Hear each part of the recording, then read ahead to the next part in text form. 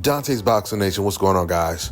So while Gervonta Tank Davis news and Gervonta sparring with Devin Haney news has dominated the headlines, while Gervonta got his sensational knockout win over Frank Martin, at the same time, there was a big upset taking place when Matias ended up losing to Liam Paro. Now, first of all, credit to Liam Paro for not only taking the fight, but taking the fight in Matias' own backyard of Puerto Rico, because a lot of fighters were avoiding Matias. But with that being said, Matias, he looked horrible in this fight. From the first round, he didn't let his hands go, and he's known for being a volume puncher. And it wasn't due to Liam Paro nullifying his attack or doing anything special. For some reason, Matias just would not let his hands go the way he usually does. In fact, in the fifth round, Sergio Mora, he even said, there's some issues going on right now with Matias. He said something is wrong with him because he's not letting his hands go at all. But there were moments in the fight where Matias, he would let his hands go just for a second. And it's pretty crazy because every time he let his hands go, it seemed that he actually hurt Paro. But he was extremely inconsistent, which caused them to ultimately lose the fight.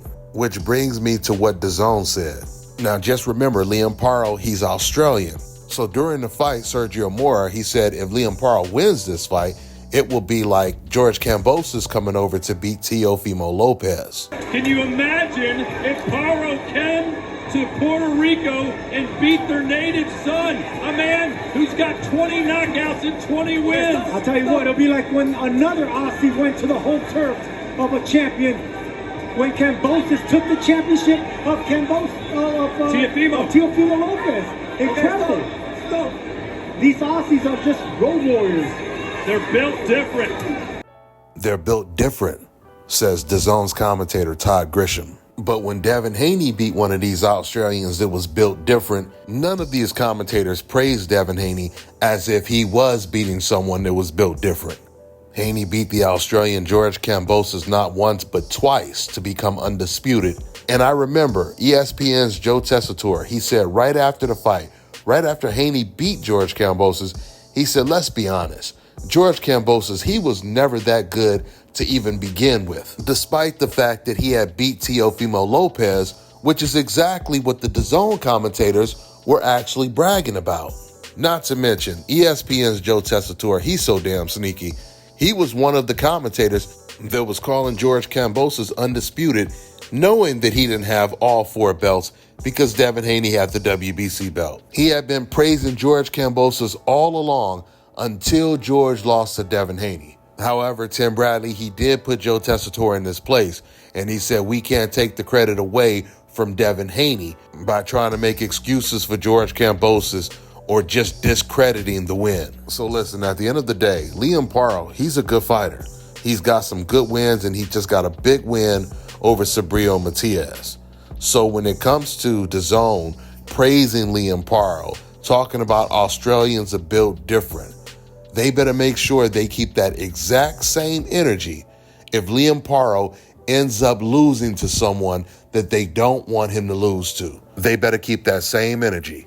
Don't try to throw Liam Paro under the bus saying he really wasn't that good, he was overrated or whatever, because they were completely praising Liam Paro throughout this fight. They better keep that same energy because Liam Paro, he can end up fighting against Devin Haney.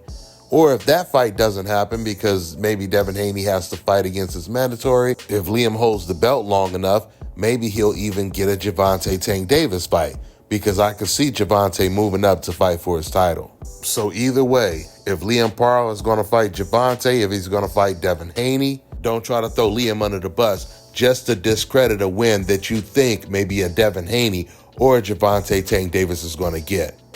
That's all I got for now, guys. I'm on to the next one. Let me tell you guys about Issa Israel Law Firm. It is a full-service legal practice based in Denver, Colorado, an emerging hub for combat sports and high-altitude training. If you're a fighter inside or outside of the ring and you need a law firm you can trust to fight for you, Visit thefighterfirm.com or email help@iilawfirm.com. Legal representation is usually limited to plaintiffs or defendants in Colorado, but iFirm can help anyone in the world with trademarking their business name, logos, and U.S. immigration issues. This brother has been my attorney for a while and helped guide me through all kinds of business and civil issues, so make sure you guys go to thefighterfirm.com. All right, now check this out, guys. If you're looking to repair eczema scars, burns and bruises, dark spots and blemishes, The fever blisters, diabetic ulcers. this right here is the perfect product for you guys. It's called Elo Deki Face and Body Oil. Athletes and top-ranking boxers, they're also using it after training to reduce swelling, inflammation, and to ease the pain. So get yours today. Go to elodeki.com. Like them on Facebook and follow them on Instagram.